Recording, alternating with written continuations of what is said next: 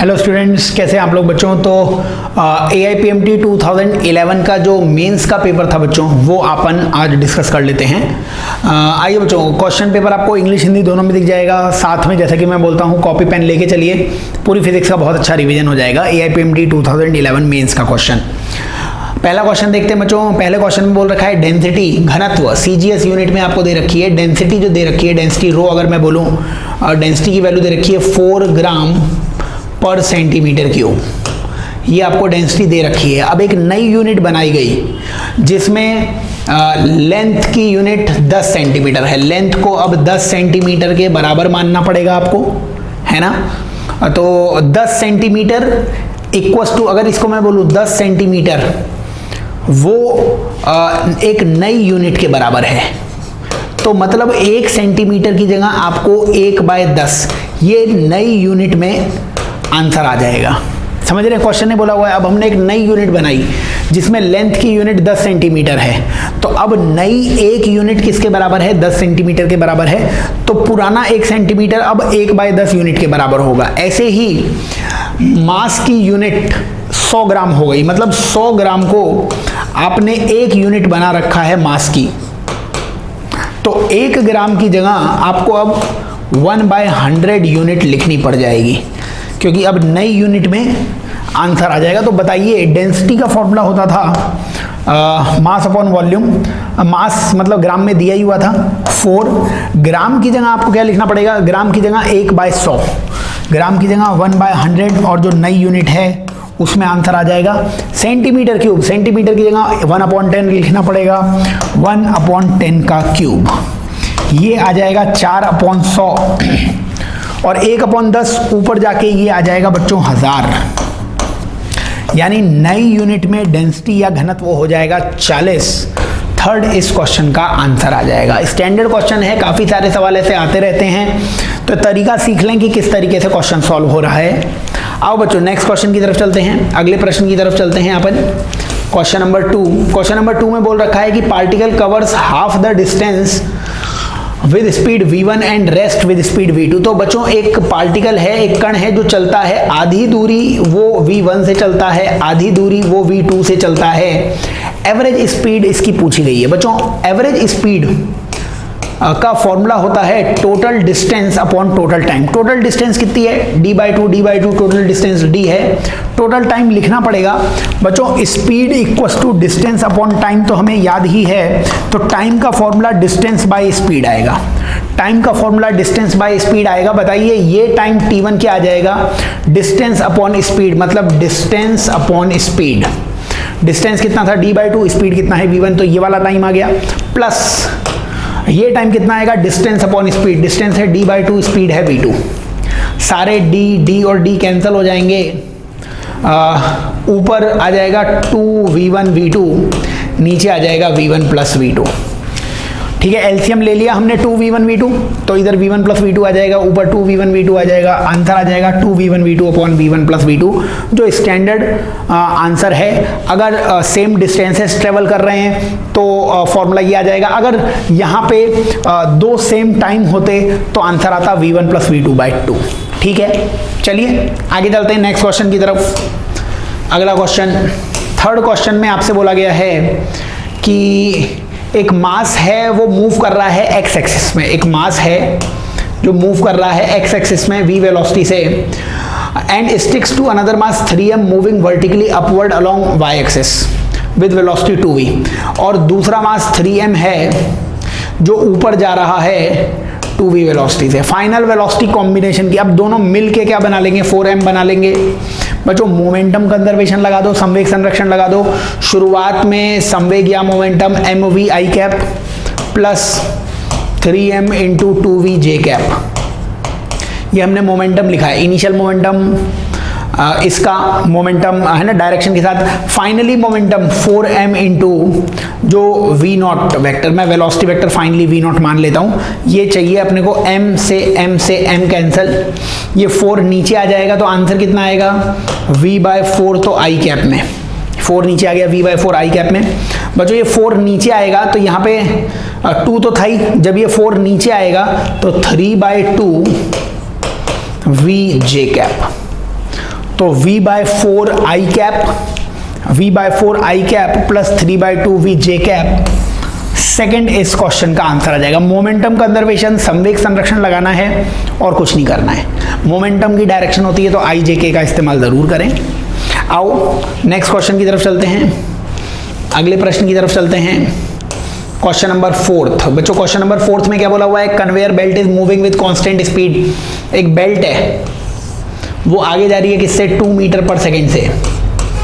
अब इसके ऊपर एक बॉक्स गिरा दिया अपन ने, इसके ऊपर एक बॉक्स गिराएंगे तो बच्चों इस पे फ्रिक्शन फोर्स आगे लगेगा। फ्रिक्शन भाईचारा फैलाना चाहता है, फ्रिक्शन चाहता है चीजें साथ में चलें। तो बेल्ट तो आगे जा ही रही थी, जैसे ही तुमने इसके ऊपर गिराया बक्से को तो बक्सा इसके ऊपर गिरा और बक्सा गिर के, बक्सा तो रेस्ट में था लेकिन अब फ्रिक्शन चाहेगा कि दोनों साथ में चलें, तो ये आगे जा रहा है इसलिए इस पर भी फ्रिक्शन आगे लगेगा, इस पर फ्रिक्शन फोर्स आगे लगेगा। फ्रिक्शन फोर्स होता कितना है? Mu M G. वैसे फ्रिक्शन फोर्स म्यू एन होता है लेकिन इसमें एन ऊपर होगा एम जी नीचे होगा, तो एन और एम जी बराबर हो जाएगा। बच्चों फोर्स को अगर आप एम ए के बराबर कर लो तो ए की वैल्यू यहां पे म्यू जी आ जाएगी जो कांस्टेंट है, क्योंकि म्यू भी कांस्टेंट है, जी भी कांस्टेंट है। जब एक्सेलरेशन कांस्टेंट होगा तो गति के समीकरण, इक्वेशन ऑफ मोशन आप लगा सकते हो। पूरा सवाल अभी मैंने नहीं पढ़ा है, बस ये समझ में आ गया कि क्या क्या इसमें कर सकते हैं। आगे क्वेश्चन ने क्या बोल रखा है? The distance moved by the box relative to belt before coming to rest. अच्छा ये बताइए बच्चों कि डिस्टेंस कितनी चलेगा जब वो रिलेटिव रेस्ट पे आ जाए। रिलेटिव रेस्ट मतलब ये बेल्ट भी 2 मीटर पर सेकेंड से चल रही है और लास्ट में ये बॉक्स भी 2 मीटर पर सेकेंड से चलने लग जाएगा, तो दोनों की वेलोसिटी सेम, ये रिलेटिव रेस्ट पर आ जाएगा। बच्चों हमको यहाँ पे टाइम तो दिया हुआ है नहीं, हम लगाते हैं v² minus u² 2as। Box के लिए लगाया है हमने, ये जो बॉक्स ऊपर से गिरा है इस बॉक्स की फाइनल वेलोसिटी कितनी हो गई? 2, इनिशियल वेलोसिटी 0, एक्सेलरेशन इसका म्यू जी आ जाएगा और s यहां से निकाल लो आप, ये 4 है ना, 2 का स्क्वायर 4, ये 2 म्यू की वैल्यू दे रखी है आपको 0.5 मतलब 1/2, g की वैल्यू 10 इंटू s, 2 से 2 कैंसिल हो गया, 10 नीचे आया, 4/10 मतलब 0.4, यानी फर्स्ट इस क्वेश्चन का आंसर आ जाएगा। तो इस क्वेश्चन का आंसर आ जाएगा फर्स्ट। बहुत स्टैंडर्ड सा क्वेश्चन है, सॉल्व इसी तरीके से करेंगे इसे, ठीक है। चलो नेक्स्ट क्वेश्चन की तरफ चलते हैं, अगले प्रश्न की तरफ चलते हैं अपन। Question number 5। तो बच्चों इस क्वेश्चन में क्या बोला हुआ है? Small mass is attached to string. तो एक स्मॉल मास है जो रस्सी से, स्ट्रिंग से बंधा हुआ है और इसकी टेंशन को इंक्रीज की जाती है और इसकी रेडियस को डिक्रीज कर दिया जाता है हाफ। तो रेडियस इसकी कितनी कर दी गई है? हाफ कर दी गई है। और अपने को निकालना है काइनेटिक एनर्जी मास की क्या हो जाएगी, ठीक है। अब बच्चों यहाँ पे आपने इसकी रेडियस को हाफ कैसे किया होगा, इसकी रेडियस को कम कैसे किया होगा? ये इस तरीके से घूम रहा है, आपने फोर्स सेंटर की तरफ लगाया होगा, सेंटर की तरफ खींचते जाओगे तो मतलब मैं सेंटर के अबाउट एंगुलर मोमेंटम कंजर्वेशन मान सकता हूं, है ना, क्योंकि सेंटर से ही फोर्स गुजर रहा है तो उस फोर्स का टॉर्क सेंटर के अबाउट 0 हो जाएगा। बल केंद्र से गुजर रहा है ना, तो केंद्र के सापेक्ष कोणीय संवेग संरक्षण आएगा, मतलब एंगुलर मोमेंटम कंजर्वेशन होगा अबाउट सेंटर। अब हमारे पास एक काइनेटिक एनर्जी का फॉर्मूला होता है p²/2m। p का काम यहाँ पे करता है L²/2I, समझ रहे हो। एंगुलर मोमेंटम तो कांस्टेंट है, इसको तो हटा दो, तो k किसके प्रोपोर्शनल आ जाएगा? 1/I के। बच्चों I में r² आता है, I r² के प्रोपोर्शनल आएगा, mr²। रेडियस को हाफ कर दोगे तो हाफ का स्क्वायर ऊपर 4 आ जाएगा, k हो जाएगा 4 टाइम्स, k हो जाएगा 4 times increased by factor of 4। यानी कि ये जो अपने पास k है, गतिज ऊर्जा है, ये 4 गुने से बढ़ जाएगी, ठीक है। आगे चलते हैं, नेक्स्ट क्वेश्चन की तरफ चलते हैं अपन। अगला क्वेश्चन 6th क्वेश्चन, बताइए 6th क्वेश्चन में क्या बोला हुआ है? Particle of mass m is throne upwards, m r, ये g दिया हुआ है, मिनिमम वैल्यू ऑफ u। बच्चों इसमें एस्केप स्पीड पूछी हुई है। हमने किसी पार्टिकल को जिसका मास m था उसको फेंक दिया और वो वापस पृथ्वी पर, वापस अर्थ पर नहीं आ रहा है, तो क्या स्पीड दी होगी? एस्केप स्पीड का डायरेक्टली फॉर्मूला अगर याद हो तो, नहीं याद है तो K i U i equals to K final U final. Mechanical energy conservation लगाइए, इन्फिनिटी पे ना तो काइनेटिक एनर्जी होगी ना तो पोटेंशियल एनर्जी होगी। Initial kinetic energy half M U square और सतह पर अर्थ के सरफेस पे potential energy minus G M M by R. M से एम कैंसिल हो जाएगा, यू की वैल्यू यहाँ से दिख रही है √2 जी एम बाय आर, जो एस्केप की स्पीड होती है। सेकंड इस क्वेश्चन का आंसर आ जाएगा √2 जी एम बाय आर। ठीक है, एस्केप स्पीड ही पूछा हुआ है, बहुत आसान सा सवाल था। आगे चलते हैं नेक्स्ट क्वेश्चन की तरफ, अगले क्वेश्चन की तरफ। Question number 7। क्वेश्चन नंबर 7 में क्या बोला हुआ है, particle of mass m is situated at the centre of spherical shell of same mass. तो एक शेल है, इसका मास m है और एक सेम पॉइंट मास m भी सेंटर पर है, इसकी रेडियस a है। ग्रेविटेशनल पोटेंशियल निकालना है हमें एट पॉइंट a/2 पे, इस पॉइंट पे पोटेंशियल निकालना है। ठीक है बच्चों, पोटेंशियल दो कारणों से होगा। एक तो शेल है, शेल के अंदर वाले पॉइंट पे पोटेंशियल कितना होता था, जी एम बाय आर, तो जी एम बाय आर उसका रेडियस a आ जाएगा। और पॉइंट मास के कारण पोटेंशियल आता था जी एम अपॉन उसकी डिस्टेंस पॉइंट से, जी एम अपॉन पॉइंट से डिस्टेंस a/2। ये 2 ऊपर आ जाएगा, 2 और 1 3 G M by A. Third इस क्वेश्चन का आंसर आ जाएगा। बच्चों याद करना है, एक पोटेंशियल लिखना पड़ेगा शेल के कारण। शेल के अंदर पोटेंशियल कांस्टेंट होता है जी एम अपॉन रेडियस, और पॉइंट मास के कारण पोटेंशियल वो होता है, ये पॉइंट मास के कारण लिखा हुआ है G M upon distance from point mass, वो a/2 थी, ऐड कर दिया है, आंसर आ जाएगा। चलिए नेक्स्ट क्वेश्चन, अगले प्रश्न की तरफ चलते हैं अपन। अगले क्वेश्चन में आपको बोला गया है 8th क्वेश्चन में बोला गया है अब प्रोजेक्टाइल इज फायर्ड। तो एक प्रोजेक्टाइल बना लिया हमने, प्रोजेक्टाइल फायर किया गया है, 45 डिग्री एंगल दिया गया है with horizontal elevation angle at its highest point as seen from point of projection. बच्चों एलिवेशन एंगल का मतलब क्या होगा कि हम यहाँ से हाईएस्ट पॉइंट को देख रहे हैं, तो ये एंगल कितना है, यही एलिवेशन एंगल आएगा। तो इसको मैं थीटा बोल देता हूँ। तो tan थीटा की वैल्यू, ये मैक्सिमम हाइट आ जाएगी और ये रेंज का हाफ आ जाएगा। तो हमें जो एलिवेशन एंगल पूछा है वो h/r/2 आएगा। लेकिन h और r निकाल लेना। हाइट का फॉर्मूला होता है बच्चों u square sine square theta upon 2g, क्योंकि थीटा की वैल्यू 45 दे रखी है। बताइए साइन 45 1/√2 होता है, 1/√2 का स्क्वायर 1/2 आएगा, तो ये u स्क्वायर बाय 4g आ जाएगा हाइट की वैल्यू। और रेंज कितनी होती थी, रेंज का फॉर्मूला होता है बच्चों u square sine 2 theta upon g, वो u स्क्वायर बाय g ही आ जाएगा। u square sine 2 theta, theta 45 degree था है ना रेंज के फॉर्मूले में, तो 2 × 45 साइन 91 हो गया, रेंज आ गई u स्क्वायर बाय g। लिख दो यहाँ पे, हाइट की जगह क्या लिखोगे, u स्क्वायर बाय 4g, और ये 2 ऊपर आ गया तो ऊपर 2, रेंज की जगह क्या आ जाएगा, u square by g, u square by g। तो ये u स्क्वायर बाय g से u square by g cancel हो गया, हाफ इसका आंसर आ जाएगा। थीटा की वैल्यू आ जाएगी tan इनवर्स हाफ, थीटा की वैल्यू आ जाएगी tan inverse half. tan theta half आया ना, तो थीटा कितना आ जाएगा, tan इनवर्स 1/2। तो ये इस क्वेश्चन का आंसर आ जाएगा। मतलब पता होना चाहिए कि एलिवेशन एंगल का क्या मतलब होता है। चलो अगले क्वेश्चन की तरफ चलते हैं, नेक्स्ट क्वेश्चन की तरफ। क्वेश्चन नंबर 9th, बताओ क्वेश्चन नंबर 9th में क्या बोला है, mass of diatomic gas at pressure 2 atmosphere is compressed adiabatically from this. अच्छा अब देखो इसमें एडियाबेटिक प्रोसेस दिया हुआ है बच्चों। एडियाबेटिक प्रोसेस की एक ही इक्वेशन याद है मेरे को, PV की पावर गामा कांस्टेंट, लेकिन इस क्वेश्चन ने एक प्रेशर दे रखा है और एक टेम्परेचर दे रखा है, तो तुम्हें इसे प्रेशर और टेम्परेचर में बदलना पड़ेगा। तो P × V proportional to T होता है, V की जगह तुम T/P लिख सकते हो। तो V की जगह अगर तुम T/P लिख दो तो आपको इक्वेशन मिल जाएगी P की पावर 1 - गामा T की power gamma equals to constant. समझ रहे हो, अब P ये 1 था और नीचे P की पावर गामा थी, ऊपर आएगा तो P की पावर 1 - गामा T की power gamma equals to constant. इसको सॉल्व कैसे करते थे, इसको सॉल्व करते थे ऐसे, P की power 1 - gamma proportional to 1/t की पावर गामा, p की power 1 minus gamma proportional to, ये नीचे आ जाएगा तो 1/t की पावर गामा।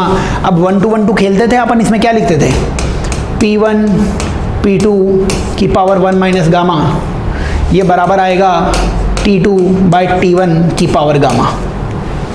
p की जगह क्या लिखोगे, p1/p2 की पावर 1 माइनस गामा, और यहाँ पे क्या लिखोगे, t2/t1 की पावर गामा। बताओ पहला प्रेशर कितना था, 2, पहला प्रेशर था 2, बाद में प्रेशर कितना है नहीं मालूम, और 1 माइनस गामा। बच्चों गामा की वैल्यू 1.4 है, तो 1 माइनस 1.4 माइनस 0.4, और t2/t1, t2 मतलब 927, और केल्विन में इसे लिखोगे तो 927 में तुम्हें 273 जोड़ना पड़ेगा। 273 अगर जोड़ोगे तो ये 1200 हो जाएगा, तो दूसरा टेम्परेचर 1200, पहला टेम्परेचर 27 है, 27 में 273 जोड़ोगे, 27 और 273 जोड़ने पे कितना हो जाएगा, 300। गामा की वैल्यू वही 1.4 है ही, तो 1.4 आ जाएगा। बोलो बच्चों इसे सॉल्व कर लो। इसको तुम लिख सकते हो p/2 की पावर 0.4 है, माइनस है ना, तो इसको उल्टा कर सकते हो, और ये आ जाएगा 4 की पावर 1.4, 4 की पावर 1.4।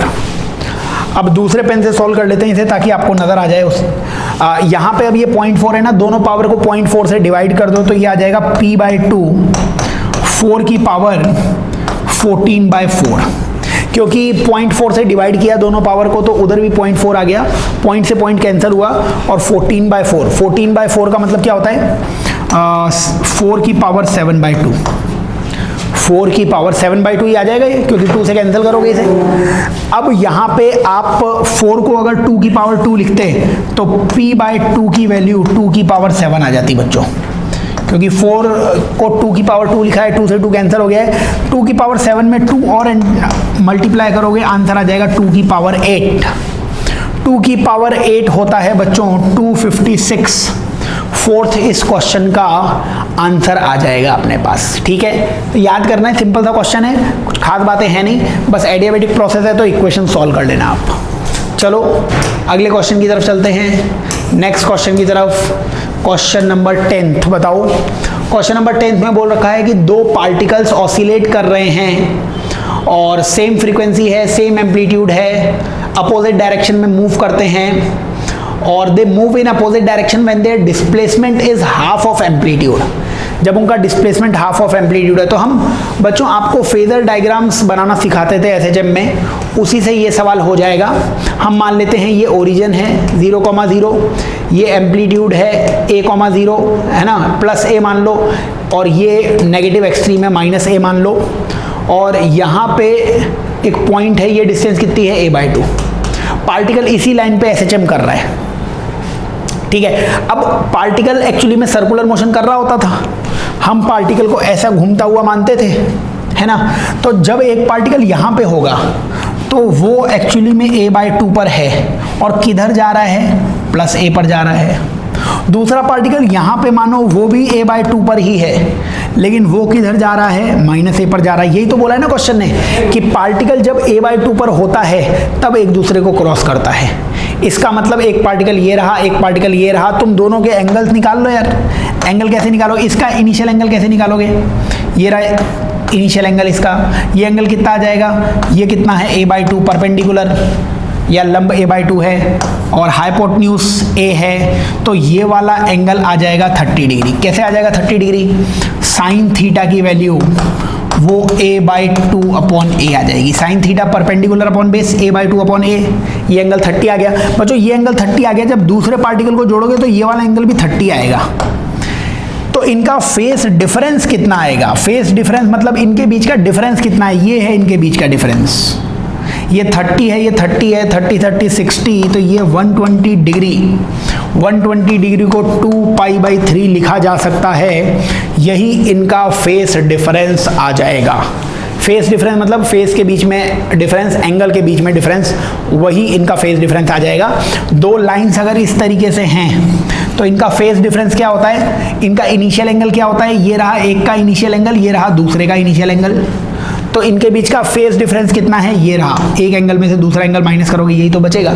तो बस यही फेस डिफरेंस आया हुआ है, लेक्चर में आपको पढ़ाया भी हुआ है, तो ये इसका आंसर आ जाएगा 3rd। चलो नेक्स्ट क्वेश्चन की तरफ चलते हैं, अगले प्रश्न की तरफ चलते हैं। क्वेश्चन नंबर 11 बताओ, क्वेश्चन नंबर 11 में दो आइडेंटिकल पियानो वायर्स हैं, सेम टेंशन है, फंडामेंटल फ्रीक्वेंसी दी हुई है, फ्रैक्शनल इंक्रीज टेंशन में दिया हुआ है और the fractional increase in tension. अच्छा, फ्रैक्शनल चेंज आपको टेंशन में निकालना है। फ्रैक्शनल चेंज का मतलब क्या होता है? Final minus initial upon initial, मतलब डेल्टा टी बाई टी, इसको अपन फ्रैक्शनल चेंज या भिन्नात्मक परिवर्तन कहते हैं। बच्चों जो पियानो वायर्स हैं, अगर उन्हें दोनों एंड से फिक्स मानो या खुला हुआ मानो, आप कम से कम ये ज़रूर बोल सकते हो कि जो फ्रीक्वेंसी आएगी वो रूट टी के प्रोपोर्शनल आएगी। हम फॉर्मूला बताते थे फंडामेंटल फ्रीक्वेंसी का, एफ जो फंडामेंटल फ्रीक्वेंसी होती थी वो फंडामेंटल फ्रीक्वेंसी क्या आती थी? या तो आती थी v/2l या तो आती थी v/4l। v/2l कब आती थी, v/4l कब आती थी? जब एक एंड ओपन है, एक एंड क्लोज है और दोनों एंड ओपन है तो ये आती थी, है ना। वेलोसिटी को आप रूट टी बाई म्यू लिखते थे, ये फ्रीक्वेंसी होती थी, है ना, फंडामेंटल फ्रीक्वेंसी होती थी। तो फ्रीक्वेंसी रूट टी के प्रोपोर्शनल होती है, वही यहाँ पे लिखा हुआ है, फ्रीक्वेंसी रूट टी के प्रोपोर्शनल है।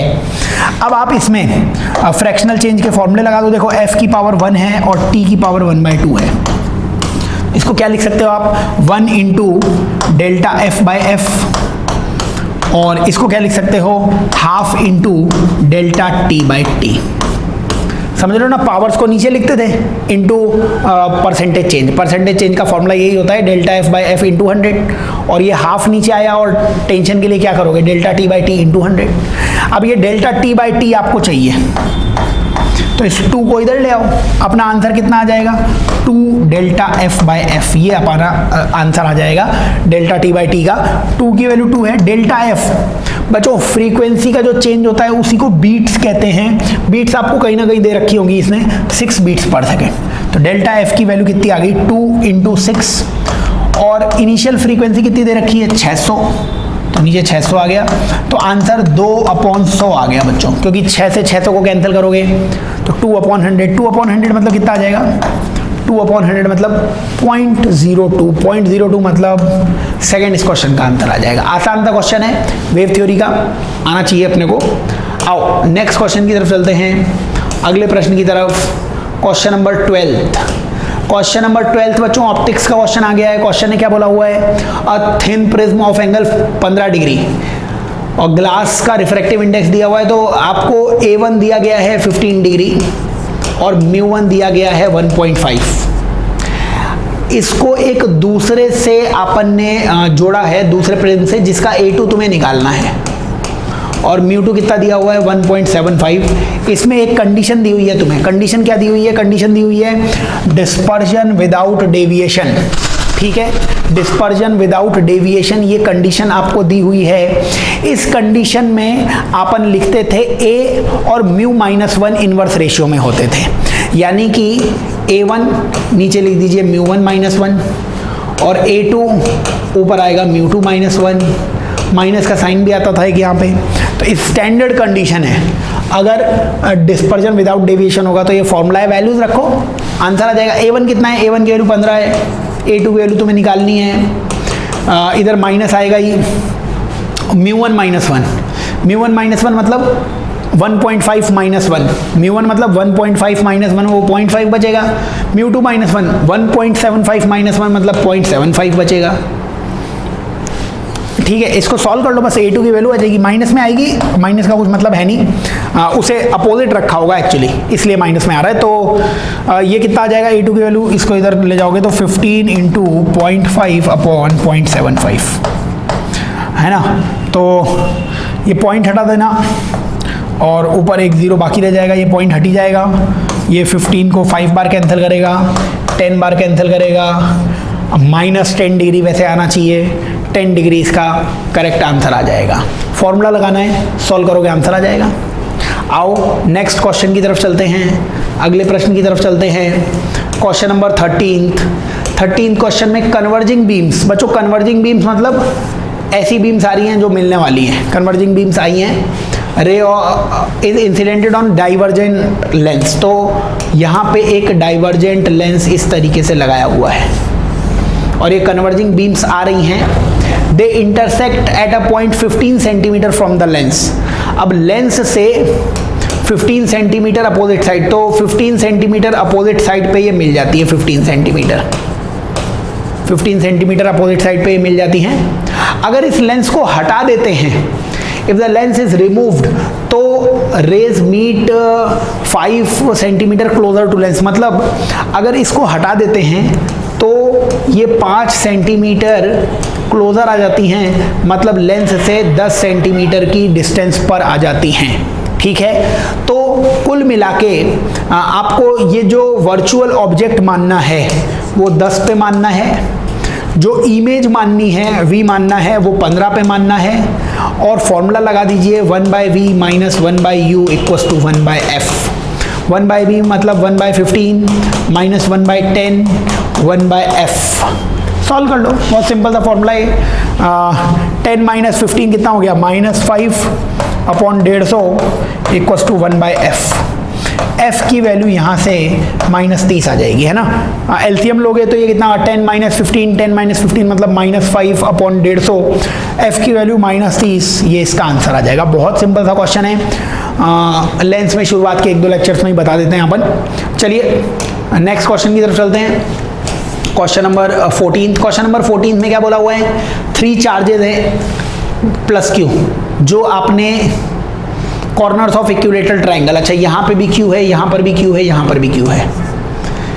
अब क्या है, अपने को side BC and AC 2A, ठीक है, BC और AC 2A दे रखी है आपको, ये साइड 2A दे रखी है, ये साइड 2A दे रखी है।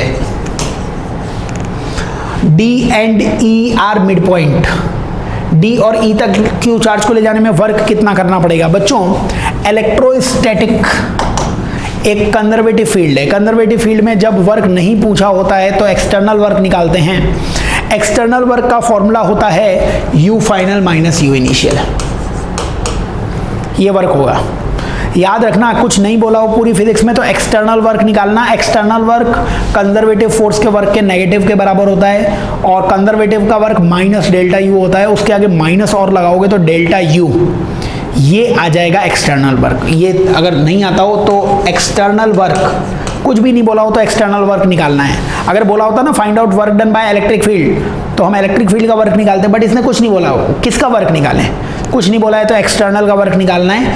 वो हमेशा कंजर्वेटिव के माइनस के बराबर होता है, और कंजर्वेटिव के आगे का वर्क माइनस डेल्टा U होता है, तो हमारा आंसर डेल्टा U आ जाएगा, मतलब U final minus U initial आ जाएगा। बच्चों पॉइंट चार्जेस का जो U होता था ना, वो U होता था K Q1 Q2 upon R। अब केवल सिमिट्री से देख लो, आंसर 0 ही आ जाएगा इसका। बताओ शुरुआत में ये कहाँ पे था, D पे था। अब ये D पॉइंट 2Q और Q के बीच में है, जब लास्ट में ये E पे पहुंचेगा तब भी ये 2Q के बीच में है। समझो कि बिल्कुल सेम स्थिति है, बिल्कुल सेम स्ट्रक्चर है, और एक से दूरी पर है कितना, ऐसे ही एक B से ये उतना ही दूरी पर दिखेगा। तो D और E पर जो चार्ज Q है ना, उसकी स्थिति बिल्कुल सेम है, उससे तीनों चार्जेस की डिस्टेंस बिल्कुल सेम है। तो जब आप U फाइनल U इनिशियल लिखोगे तो वो बिल्कुल सेम आएगा, क्योंकि D का जो चार्ज है वो 2 चार्जेस के बीच में था और एक से परपेंडिकुलर कुछ डिस्टेंस पे था। ऐसे ही E वाला चार्ज जो है वो भी A और C 2 चार्जेस के बीच में है और एक चार्ज से परपेंडिकुलर डिस्टेंस पे है। तो जब तुम फॉर्मूला लगाओगे K Q1 Q2 upon R, तो वो इनिशियली फाइनली बिल्कुल सेम आने के कारण आंसर 0 आ जाएगा।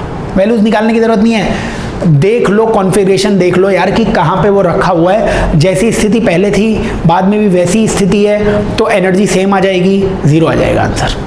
ठीक है, बढ़िया सवाल है। अगले क्वेश्चन में चलते हैं अपन, क्वेश्चन नंबर 15 पे आ जाते हैं।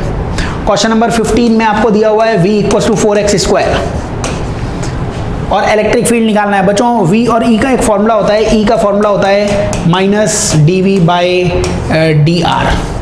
ये E का फॉर्मूला होता है। और अगर ये x y z में दिया हुआ होता है तो केवल यहाँ पे -dv/dx और आई कैप लगाना पड़ जाएगा आपको, क्योंकि x डायरेक्शन में है। तो आंसर आ गया, इलेक्ट्रिक फील्ड का आंसर कितना आएगा, -dv/dx। इसका डिफरेंशिएशन x के रेस्पेक्ट में कितना आएगा, 4 × 2x, और वो भी आई कैप में। आंसर आ जाएगा -8x आई कैप।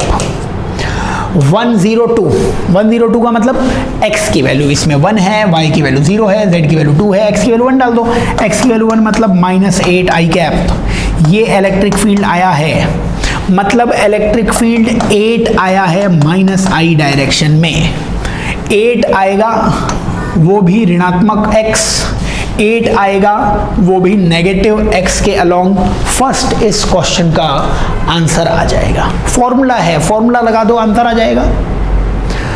अगले क्वेश्चन में चलिए, नेक्स्ट प्रश्न में चलिए, क्वेश्चन नंबर 16। तो इस क्वेश्चन में क्या कहा हुआ है बच्चों, potential at point A is 0। A point का पोटेंशियल 0 मानना है, बी पॉइंट का पोटेंशियल अपने को बताना है कितना होगा, बी पॉइंट का पोटेंशियल कितना होगा ये अपने को बताना है। बच्चों ये जो है ये 2 ओम दिया हुआ है, ये जो क्वेश्चन मार्क है ये 2 ओम है, ये रजिस्टर 2 ओम का दिया हुआ है, ये ओम है, ओम, ठीक है। तो इसको यहाँ से हटा के इधर ओम है वो अपन ने बना दिया है। बच्चों अपने को बी का पोटेंशियल चाहिए, आप ये बताओ, कुछ करंट इसमें दिया हुआ है, देखो अलग अलग पेन का इस्तेमाल कर लेते हैं। ये 1 एम्पियर करंट है, देखो नीचे मैं बना लेता हूँ, ये एक बैटरी है, ये 1 वोल्ट है, ये 0 वोल्ट है, यहाँ से करंट जा रहा था 2 एम्पियर, ये 2 एम्पियर, अच्छा ये 1 एम्पियर करंट जा रहा था, तो यहाँ से करंट कितना जा रहा है 1 एम्पियर है ना, तो ये 1 एम्पियर करंट जा रहा है यहाँ से। अब ये ऊपर आया इधर, तो ये ऊपर आया इधर, ये कितना है 2 ओम, और फिर इधर से ये 2 वोल्ट की बैटरी है, ये पॉइंट बी है, तो मैंने तो ये एक लाइन चुन ली, ये वाली और ये वाली लाइन चुन ली। इसमें ये बताओ बच्चों, ये तो 1 एम्पियर करंट था, इधर देख लो ये तो 1 एम्पियर करंट था, बट इधर 2 एम्पियर करंट है। अच्छा अब बताओ, अगर ये 2 एम्पियर करंट है, ये 2 एम्पियर करंट है, तो यहाँ भी कितना करंट आया होगा 2 एम्पियर। यहाँ 2 एम्पियर आया, लेकिन ये 1 एम्पियर है, मतलब ये भी 1 एम्पियर है। अगर 2 एम्पियर में से इधर 1 एम्पियर जा रहा है, तो इसमें भी नीचे की तरफ 1 एम्पियर करंट गया होगा कि नहीं गया होगा, ठीक है। तो फिर यहाँ पे नीचे की तरफ 1 एम्पियर करंट आ गया है, इस रेजिस्टर में से 1 एम्पियर करंट जाएगा, इधर भी 1 जाएगा, इधर भी 1 जाएगा, आगे मैंने बनाया नहीं है। इधर कितना करंट चला जाएगा 2 एम्पियर, जब इधर 1 एम्पियर मिलेगा तो 2 एम्पियर चला जाएगा। केवीएल लगा लेते हैं अपन ए से बी तक। केवीएल कैसे लगाते थे हम, प्लस माइनस लगा लेना बच्चों। प्लस माइनस कैसे लगाओगे, ये बैटरी का माइनस होता है, ये बैटरी का प्लस होता है। इसमें करंट नीचे आ रहा है, करंट हाई से लो जाता है, ये प्लस मान लेना, ये माइनस मान लेना, और ये प्लस ये माइनस तो होगा ही। बताओ ए से बी पे जाते हैं, ए से बी पे, तो ये VA है, VA की वैल्यू 0 है, तो VA लिखने की भी ज़रूरत नहीं है। हम 0 से चले, यहाँ पे 0 से इधर आए, तो प्लस से बाहर आ रहे हो तो +1, यहाँ पर आ गए, यहाँ से ऊपर जाओ तो फिर प्लस से बाहर आओगे, प्लस IR, I की वैल्यू 1, R की वैल्यू 2। फिर यहाँ से यहाँ आओगे तो माइनस से बाहर आ रहे हो तो -2, और कहाँ पे आ गए, VB पर आ गए आप। ये 2 से 2 कैंसिल हुआ, VB की वैल्यू कितनी आ गई, VB की वैल्यू 1 वोल्ट आ गई। VB की वैल्यू कितनी आ गई, 1 वोल्ट। KVL लगाना है, और प्लस माइनस ध्यान से देख लेना, यहाँ से यहाँ आओगे पोटेंशियल बढ़ेगा तो +V, यहाँ से यहाँ जाओगे पोटेंशियल बढ़ेगा +IR, तो I की वैल्यू 1, R की वैल्यू 2, यहाँ से यहाँ आओगे पोटेंशियल 2 से माइनस डिक्रीज हुआ, B पॉइंट पर आ गए, VB की वैल्यू 1 वोल्ट आ जाएगी। ठीक है, चलो अगले क्वेश्चन की तरफ चलते हैं, नेक्स्ट क्वेश्चन की तरफ चलते हैं। Question number 17। क्वेश्चन नंबर 17 में बोला हुआ है गैल्वेनोमीटर ऑफ रेजिस्टेंस G। अच्छा, एक गैल्वेनोमीटर दिया गया है, resistance G is shunted with S। बच्चों ये गैल्वेनोमीटर और शंट लगा दिया गया है to keep main current unchanged. अच्छा, अब इसको मैं मान लेता हूँ, ये क्या है अपने पास, ये एक स्ट्रक्चर था जिसमें करंट कितना जा सकता था, करंट इसमें ज़्यादा से ज़्यादा कितना जा सकता था, मान लीजिए I जा सकता था। ठीक है, galvanometer of resistance G is shunted by a resistance S to keep the main current in the circuit unchanged, the resistance to be put in series। तो आप इसको ऐसे समझो, इसको ना बिल्कुल शुरुआत से चालू कर देते हैं अपन। अच्छा, पीछे वाले क्वेश्चन पे ही आ गए क्या अपन, तो ये पीछे वाले क्वेश्चन पे आने की ज़रूरत नहीं है, इसको हटा देता हूँ मैं। इसमें ये बताओ बच्चों मेरे को, ये जो अपने पास गैल्वेनोमीटर आया है, गैल्वेनोमीटर बना लेता हूँ मैं, ये रहा गैल्वेनोमीटर, मतलब एक रेजिस्टेंस है, इसमें से IG करंट जाता है, गैल्वेनोमीटर का करंट, और ये करंट बहुत छोटा होता है। अब इसमें से क्या किया हमने, अब इसको हमने शंट कर दिया। जब हम इसको शंट करेंगे ना बच्चों, तो शंट करने से फ़ायदा क्या होगा कि अब इसमें ज़्यादा करंट आने लग जाएगा।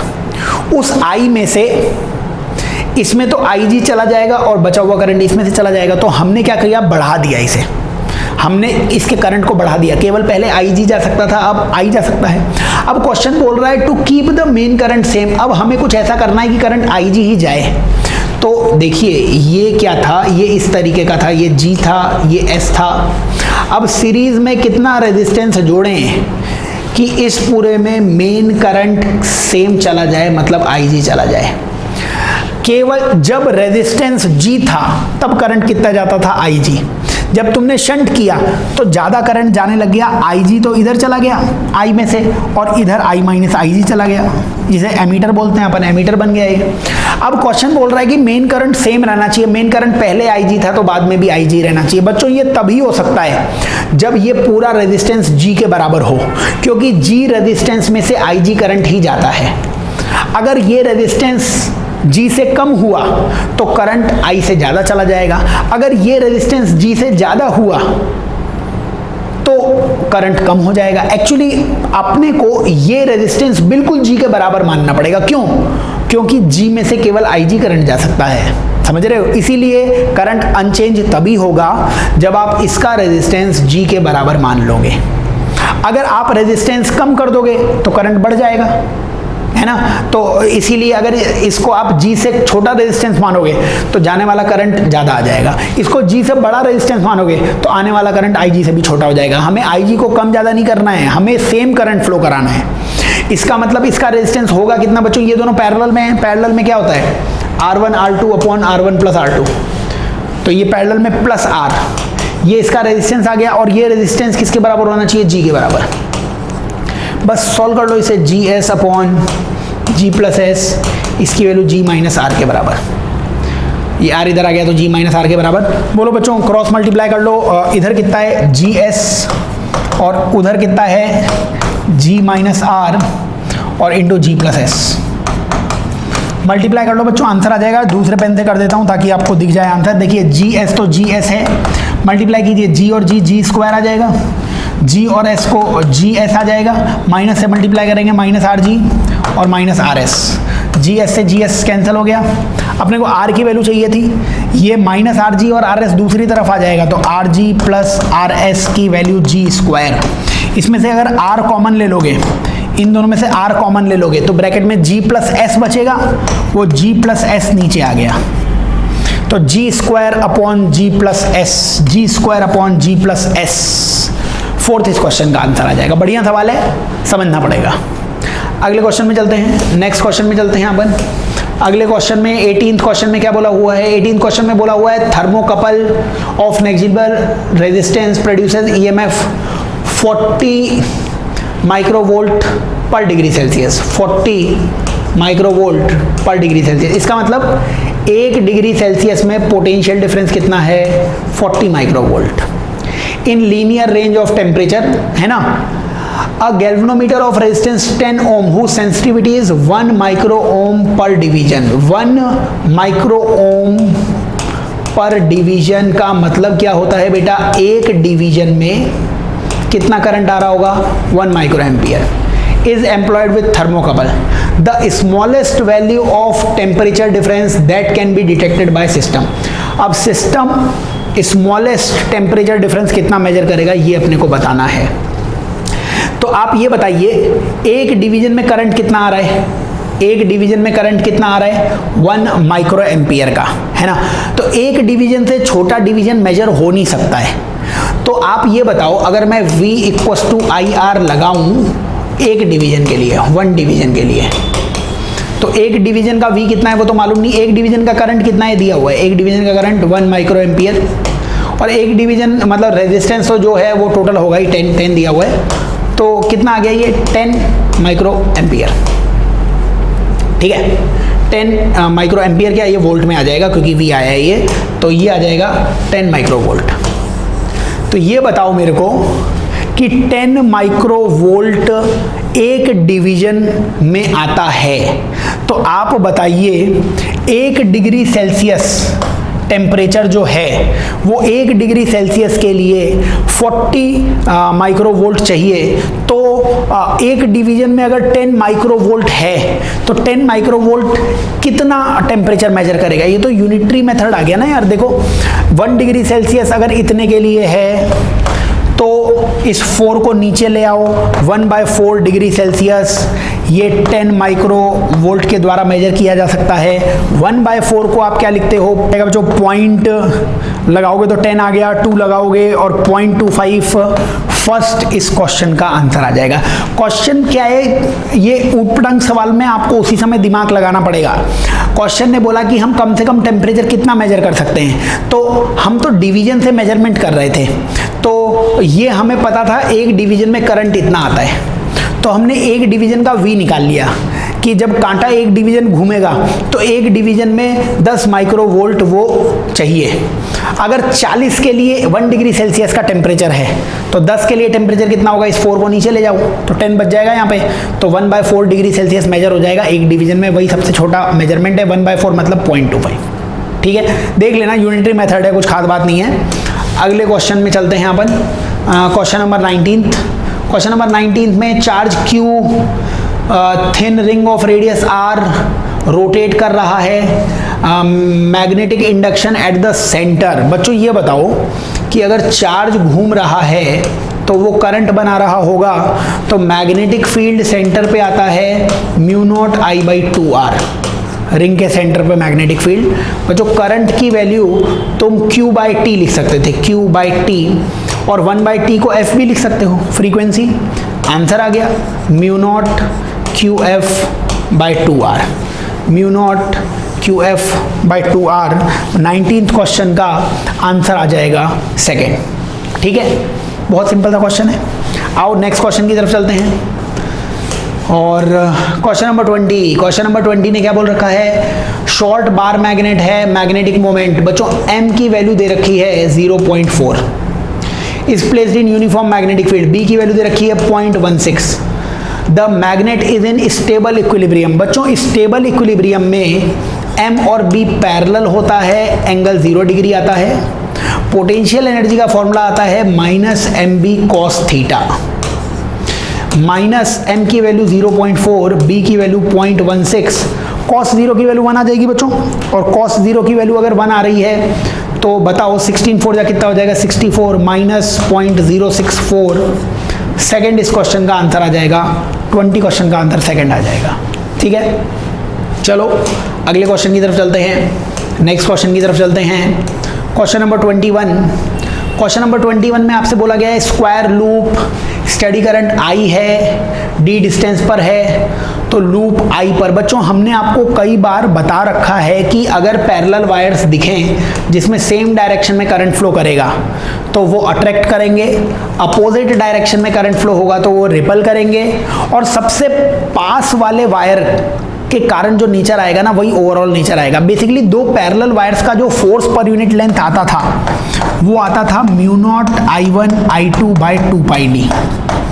अब डिस्टेंस ज़्यादा हो जाएगी ना तो ये फोर्स कम हो जाएगा, तो केवल पास वाला वायर, देखिए इसका करंट भी आगे जा रहा है, इसका करंट भी आगे जा रहा है, क्या दोनों सेम डायरेक्शन में हैं? तो ये लूप अट्रैक्शन ही शो करेगा, तो ये लूप अट्रैक्ट हो जाएगा, a net attractive force towards the conductor. First इस क्वेश्चन का क्या आ जाएगा? आंसर आ जाएगा। ठीक है, बहुत सिंपल सा क्वेश्चन है, याद होना चाहिए। नेक्स्ट क्वेश्चन की तरफ चलो बच्चों, क्वेश्चन नंबर 22 पे आओ। आरएमएस वैल्यू निकालनी पड़ गई इसकी, आरएमएस वैल्यू, तो हमें इसमें निकालनी है बच्चों आरएमएस वैल्यू। क्या होती है RMS value? Root mean square. सबसे पहले स्क्वायर करना पड़ेगा।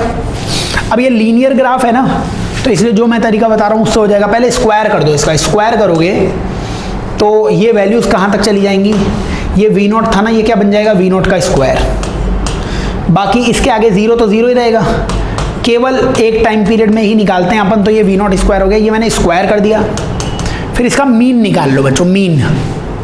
मीन मतलब एवरेज। अब ये कांस्टेंट है यहाँ पे एक्चुअली, है ना, तो आप इसका मीन कैसे निकालोगे? V0 का स्क्वायर प्लस 0/2। ये कितना है? V0 स्क्वायर, ये कितना है? 0 डिवाइड बाई 2 कर दिया, मीन आ गया। स्क्वायर मीन और लास्ट में रूट निकाल लो, कितना आ गया v0/√2। ये v0/√2 मतलब थर्ड इसका आंसर आ जाएगा। ये तरीका तभी चल रहा है जब ये लीनियर ग्राफ है। अब ये ट्रायंगल व्रायंगल हो जाता ना, ऐसे ट्रायंगल आ जाता तो ये तरीका काम नहीं करेगा, तब तो आपको इंटीग्रेशन करना पड़ेगा, बट अपने वो आया नहीं है। और याद रखना ट्रायंगुलर वेव के लिए v0/√3 आ जाता है, अगर कोई पूछ ले तो निकाल भी सकते हो। आगे चलते हैं, नेक्स्ट क्वेश्चन की तरफ चलते हैं। क्वेश्चन नंबर 23 पे आ जाते हैं अपन। 23 क्वेश्चन ने क्या बोला हुआ है, कॉयल ऑफ रेजिस्टेंस R की वैल्यू दे रखी है 30 ओम, इंडक्टिव रेजिस्टेंस XL की वैल्यू दे रखी है 20 ओम एट 50 हर्ट्ज। ठीक है, अब AC सोर्स है 200 वोल्ट का 100 हर्ट्ज पे करंट बताना है। अच्छा, XL की वैल्यू बच्चों ओमेगा L होती थी, ओमेगा L की वैल्यू 20 ओम दे रखी है, और हमारा जो सोर्स है ना वो 200 वोल्ट का है, लेकिन वो 100 हर्ट्ज फ्रीक्वेंसी पे है।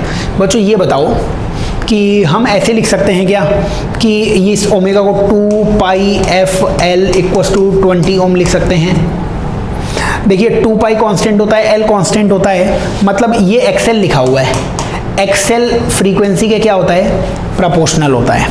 तो ऐसे लिख देता हूं मैं XL1, XL2 और F1 और F2। पहला XL कितना दिया गया है 20 ओम, पहला XL 20 है, बाद में XL कितना है पता नहीं। पहली फ्रीक्वेंसी कितनी दी गई थी 50 हर्ट्ज, बाद में फ्रीक्वेंसी कितनी हो गई 100 हर्ट्ज, 100 हर्ट्ज। तो ये 2 आ जाएगा इधर, तो XL की वैल्यू 40 आ जाएगी क्योंकि 2 इससे मल्टीप्लाई होगा। तो आपने जो सोर्स इस्तेमाल किया है ना, उस वक्त XL आ जाएगा 40 ओम, उस वक्त R आ जाएगा 30 ओम। क्या आप Z की वैल्यू जानते हैं? Z की वैल्यू होती है R² + XL², क्योंकि XC है नहीं यहाँ पे। R का स्क्वायर 30 का स्क्वायर 40 का स्क्वायर, यानी ये 50 आ जाएगा बच्चों। 30 का स्क्वायर 40 का स्क्वायर तो 50 आ जाता है। इक्वेशन लगाओ, V = IZ, आंसर आ जाएगा। V की वैल्यू 200 वोल्ट है, 200, I की वैल्यू पता नहीं है, Z की वैल्यू 50 है, 50 से इसको कैंसिल करोगे 4 आ जाएगा, 4 एम्पियर, ये इसका आंसर आ जाएगा। बहुत सिंपल सा क्वेश्चन था, एक्सेल में थोड़ा चेंज करना पड़ेगा। अगले सवाल में चलते हैं, नेक्स्ट क्वेश्चन में चलते हैं। क्वेश्चन नंबर 24 पे आ जाते हैं। 24 क्वेश्चन में बोला हुआ है threshold frequency photo sensitive metal. अच्छा, फोटो इलेक्ट्रिक इफेक्ट है क्या, तो इक्वेशन लिखो E = K + phi।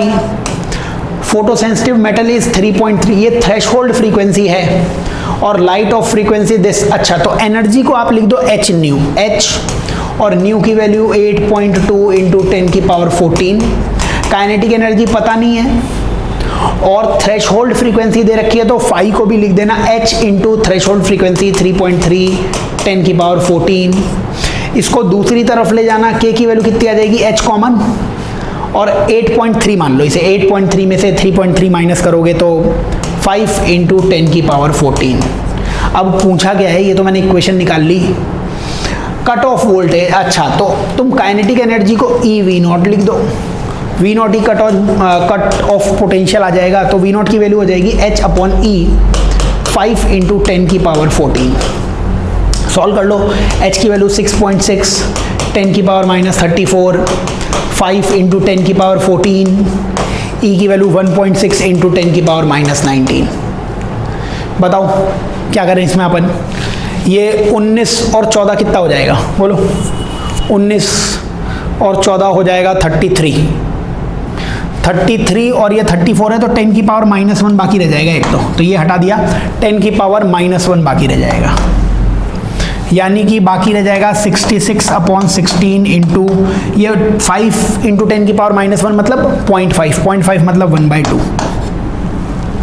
तो ये कितना आ गया, ये ऊपर दिख रहा है 66, नीचे 16 × 32 होना चाहिए, 33 मान लो यार, 66/33 2 वोल्ट, यही आंसर आ जाएगा। सॉल्व करना पड़ेगा, कुछ खास बात नहीं है। अगले सवाल में चलो, नेक्स्ट क्वेश्चन में चलो। क्वेश्चन नंबर 25 पे आ जाओ। 25 में क्या बोला हुआ है, इलेक्ट्रॉन जंप कर रहा है फ्रॉम एक्साइटेड स्टेट n क्या है, एक्साइटेड स्टेट, एक्साइटेड स्टेट उत्तेजित अवस्था दी हुई है n आपको। वेवलेंथ वर्क फंक्शन, अच्छा वापस से photo electric effect E equals to K plus phi लगाओ। Wavelength emitted material having work function 2.75 है। स्टॉपिंग पोटेंशियल 10 वोल्ट है बच्चों। K की वैल्यू EV0 होती थी, तो 10 V इंटू E, तो 10 इलेक्ट्रॉन वोल्ट हो गया। ये एनर्जी कितनी आई है?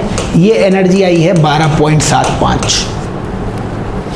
बच्चों आपको हाइड्रोजन एटम याद होना चाहिए। N equals to 1, N equals to 2, N equals to 3, N equals to 4। 1 और 2 के बीच का एनर्जी डिफरेंस होता है 10.2। 1 और 3 के बीच का एनर्जी डिफरेंस होता है 12.1। 1 और 4 के बीच का एनर्जी डिफरेंस होता है 12.75। 12.75। इसका मतलब हो ना हो इलेक्ट्रॉन 4 से 1 पे आया है। 4 आंसर मत दे देना।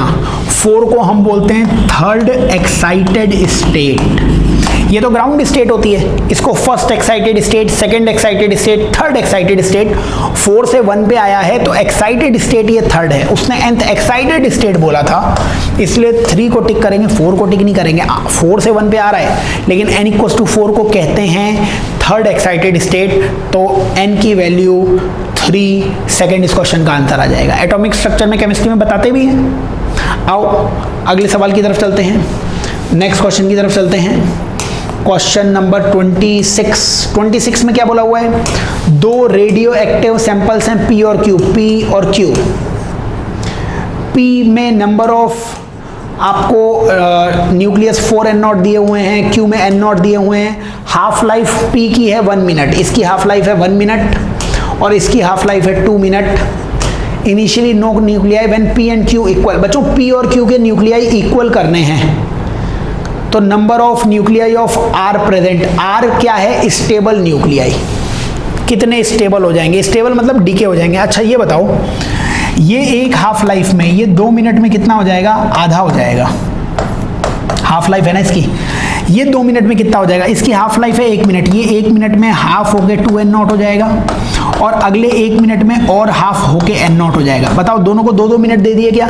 क्या 2-2 मिनट बाद दोनों के नंबर सेम हैं? अपने को P और Q के नंबर इक्वल बनाने हैं, तो मैं समय देते जा रहा हूं। तो 2 मिनट बाद तो इक्वल नहीं हुआ, 2 मिनट बाद ये n0/2 होगा, 2 मिनट बाद ये n0 हो जाएगा। इसे 2 मिनट और दे दो भाई, इसे 2 मिनट और दोगे तो ये और आधा होके n0/4 हो जाएगा, मतलब इतना रिमेनिंग रह जाएगा। अब इसको भी 2 मिनट दो, ये अगले 1 मिनट में आधा होके कितना हो जाएगा? n0/2 और अगले 1 मिनट में हाफ लाइफ में और आधा होके हो जाएगा n0/4।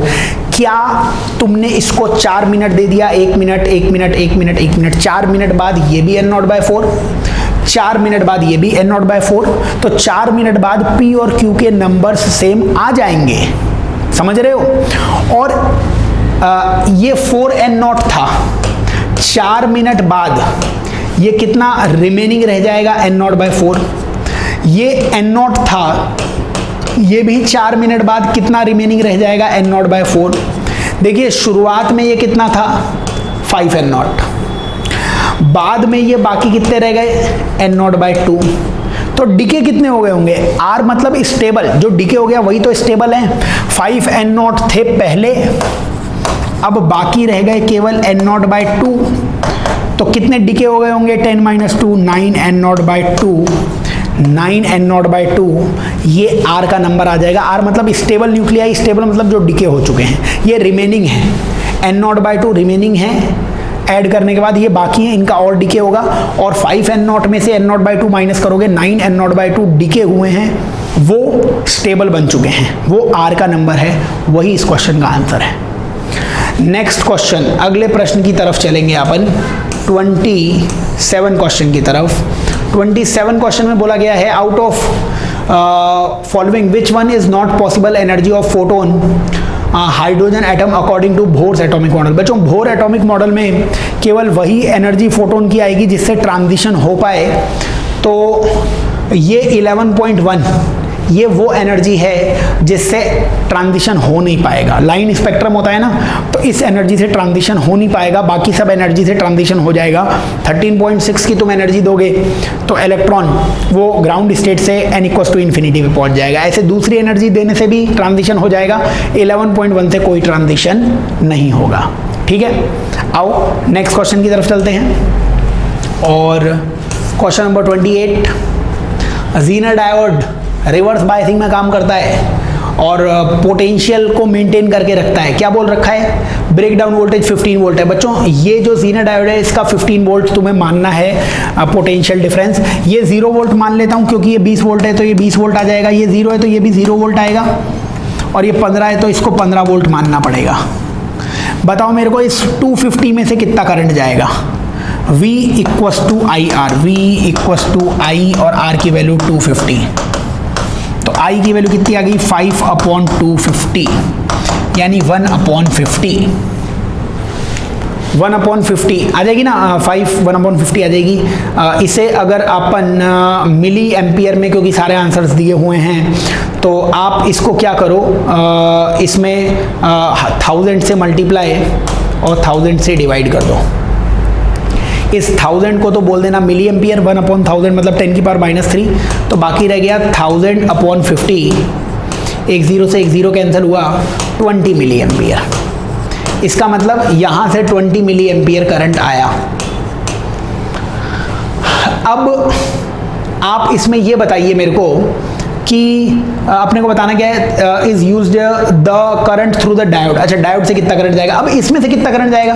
इसमें भी V = IR लगा दो। बच्चों ये 15 वोल्ट है, ये 0 है, तो V = I, R की वैल्यू 1000, ये 1000 नीचे आएगा तो I की वैल्यू 15 मिली एम्पियर आ गई। बच्चों यहाँ से 20 मिली एम्पियर करंट आया, आगे जा रहा है 15 मिली एम्पियर। बताओ 20 में से अगर इधर 15 गया तो इधर 5 मिली एम्पियर गया होगा कि नहीं गया होगा? तो 20 में से 15 इधर गया, 5 इधर आया, तो डायोड में से 5 मिली एम्पियर करंट जाएगा। फर्स्ट इसका आंसर आ जाएगा। बहुत आसान क्वेश्चन है, करंट इलेक्ट्रिसिटी आती होगी, आ जाएगा आंसर। अगले सवाल की तरफ चलते हैं, नेक्स्ट क्वेश्चन की तरफ चलते हैं। क्वेश्चन नंबर 29 क्वेश्चन ने बोला हुआ है फॉरवर्ड बायस। फॉरवर्ड बायस में बच्चों ये इस तरीके से जो डायोड है, ये P है, ये N है, इसको हाई पोटेंशियल पे होना चाहिए, इसको लो पोटेंशियल पे होना चाहिए, तभी ये फॉरवर्ड बायसिंग होगी। आओ फर्स्ट देखते हैं अपन। ये 10 है, ये P है, ये N है, ये तो बना लिया करो। ये 10 ज़्यादा ही तो है 5 से, तो ये हाई पे है, ये लो पर है, ये फॉरवर्ड बायसिंग है इस ऑप्शन में। अब ये माइनस आए ना तो कंफ्यूज मत हुआ करो, जैसे सब में -12 जोड़ दो, -12 है ना तो सब में +12 जोड़ दो। बोलो -12 और +12 कितना हो जाएगा? 0। -5 में जब आप 12 जोड़ोगे तो ये आ जाएगा +7। समझ रहे हो? अब 0 और 7 में तो पता है ना कि 7 हाई पोटेंशियल है, ये P है, ये N है। P हाई पोटेंशियल से ही जुड़ा है, N लो पोटेंशियल से ही जुड़ा है, ये भी फॉरवर्ड बायसिंग हो गई। अगर माइनस आ जाए तो कुछ जोड़ दिया करो नंबर, क्योंकि पोटेंशियल रिलेटिव है, आप ऐड कर सकते हो। अच्छा, ये 0 है, ये -10 है, नहीं समझ में आया कौन छोटा है कौन बड़ा है? वैसे तो -10 ही छोटा होगा, लेकिन आप सब पॉजिटिव बना लिया करो। 10 जोड़ दो हर पॉइंट में, इसमें +10 जोड़ोगे 0, इसमें +10 जोड़ोगे तो +10। कौन बड़ा है? यही बड़ा है। 0 और 10 में से तो 0 ही बड़ा है, अगर नेगेटिव नहीं आता हो आपको तो। ये P है, ये N है, N को हाई पोटेंशियल से जोड़ दिया तुमने, इसका मतलब ये रिवर्स बायसिंग हो गई। अपने को तो फॉरवर्ड बायसिंग चाहिए थी। डी ऑप्शन यहाँ पे देख लेते हैं। ये 0 है, ये 5 है, ये P है, ये N है। N को हाई पोटेंशियल से जोड़ दिया क्योंकि 5 ही हाई होता है, और P को लो पोटेंशियल से जोड़ दिया, ये भी रिवर्स बायसिंग है। A और C इसका आंसर है, A और C। थर्ड ऑप्शन इसका फॉरवर्ड बायसिंग में है, वही इसका आंसर आ जाएगा। ठीक है, चलो लास्ट क्वेश्चन की तरफ चलते हैं बच्चों। AIPMT 2011 के मेंस में 30 ही सवाल आते थे। लास्ट क्वेश्चन में बोल रखा है कि नंबर ऑफ इलेक्ट्रॉन्स, ये प्योर में दे रखा है। अच्छा बच्चों, एक इक्वेशन आती थी Ne × NH = Ni², तो Ni की वैल्यू दे रखी है 1.5 × 10⁻16 का स्क्वायर। डोपिंग से NH की वैल्यू दे रखी है, NH की वैल्यू दे रखी है 4.5 × 10⁻22। Ne की वैल्यू निकाल लो। बताओ Ne की वैल्यू कितनी आ जाएगी? ये स्क्वायर करोगे तो 1.5 इंटू 1.5 और 10 की पावर 16 का स्क्वायर 10 की पावर 32, नीचे ये आ गया 4.5 इंटू 10 की पावर 22। बताओ 1.5 को कैंसिल करेंगे 3 आएगा, यानी आया 0.5 इंटू 10 की पावर 10। ये NE का आंसर आ रहा है, NE का ये आंसर आ रहा है, जिसको आप लिख सकते हो, ये 0.5 है ना, तो इसको लिख सकते हो 5 इंटू 10 की पावर 9। 5 इंटू 10 की पावर 9 एक ही ऑप्शन में दिख रहा है, फर्स्ट ही इस क्वेश्चन का आंसर है। देखिए वैसे भी NE की वैल्यू आई है 5 इंटू 10 की पावर 9 और NH की वैल्यू ज़्यादा थी, तो NH अगर ज़्यादा है तो P टाइप ही बना होगा, तो P टाइप ही बन रहा है, यही इसका आंसर है। तो बच्चों AIPMT 2011 मेंस का जो सॉल्यूशन है वो कंप्लीट हो चुका है, और भी बहुत सारे सॉल्यूशंस हैं वो भी आप देख लें और नीट में बहुत अच्छा परफॉर्म करें। Best of luck.